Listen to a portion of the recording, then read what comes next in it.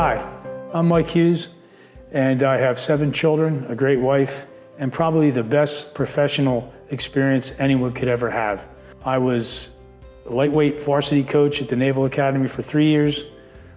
3 years I was the heavyweight freshman coach, and for 18 years the women's head coach. And overall I coached for 41 years.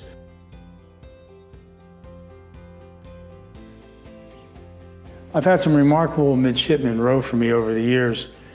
They're very good athletes and people. They've been able to make it so that we won 3 Patriot League championships, and I was named Patriot League Coach of the Year 4 times. One of the things that I like to impart to them is, in the field of leadership, is for them to be resilient and persistent. By that I mean they've got to stay with the goal and not quit when it doesn't happen quickly. One thing I found is that people, they decide on something they want to do, and then if it doesn't happen immediately, they give it up, they just quit. But resilience and perseverance will out for most people. I've seen that happen. A case in point is my wife. I met my wife at the Naval Academy in 1991. She was an ensign working there as a coach. And she told me that she wanted to be a world-class rower, and she wasn't that big and she wasn't that good. So I was pretty skeptical, but she kept working, and she did lots of mental training, lots of performance enhancement, visualization, and she worked and worked and worked until in 1997 she made the United States national rowing team and rowed at the World Championships in Aiguebelette, France. And then she went on to win a silver medal at the Pan Am Games. That's where perseverance and resilience can get you. And I believe that all of that came because she was able to set those goals.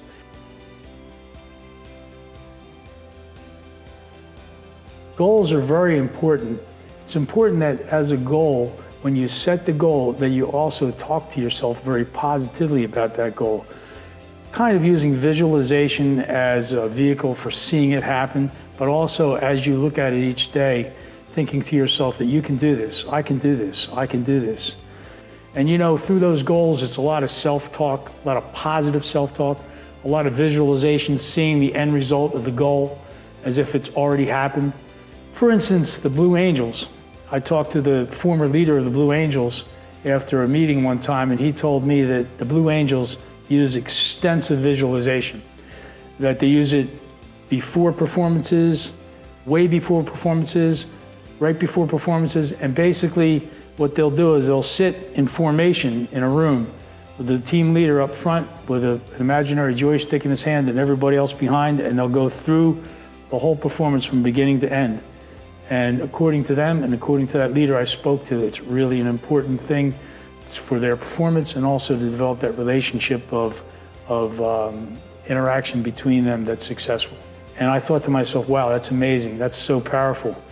And that's one of the things I try to do on the team, and you can do with your teams, is make sure that you have a goal, that you look at it out there, and that you work together to achieve that goal, and unbelievable, magnificent things can happen. What I found is that developing that goal-setting process together developed a relationship between the athletes and the coaches that made it so that they were more likely to work together.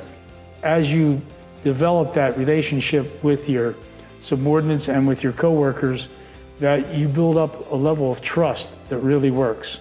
Because what happens is, as you sit down together and develop goals, and those goals become something that you want to do together, even if it's a goal you know is already in place.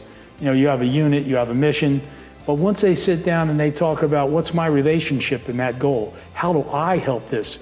Once they buy into that, the chances that they're successful are increased dramatically.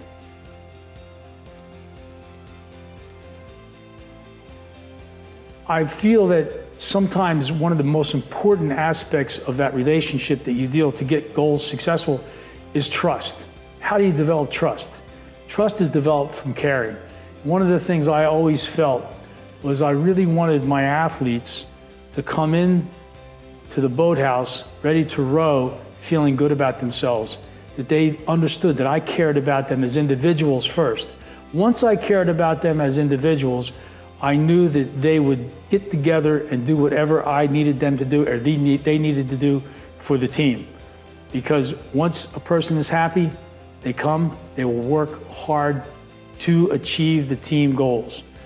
And I remember I listened to General Zayas from the 101st Airborne talk about how that relationship of caring was so important. It was the very fabric of what would allow his men in Vietnam to do the job they needed to do. Along the way, it's important to develop a mentor relationship. It could be with peers, it could be with superiors that you trust.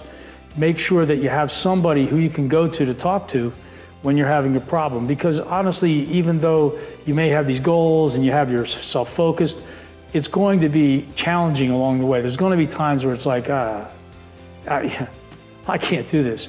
That's where you can go to somebody and say, hey, you know, you've been there, what do you think? Can you help me out? And you'd be surprised how happy people are to help you once they've already had that experience. And I'll tell you that in doing so, I've found that that relationship creates a success. And I've had mentors over my life. Sometimes you'd be surprised at who will do something for you. Retired admirals, generals, people that have a little time, that have great expertise, will spend some time talking with you about things like leadership, about caring. And I found that to be one of the things that I felt really helped me along the way.